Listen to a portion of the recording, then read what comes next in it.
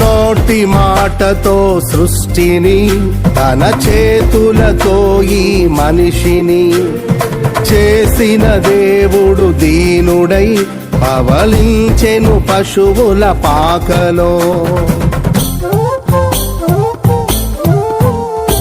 నోటి మాటతో సృష్టిని తన చేతులతో ఈ మనిషిని చేసిన దేవుడు దీనుడై పవళించెను పశువుల పాకలో.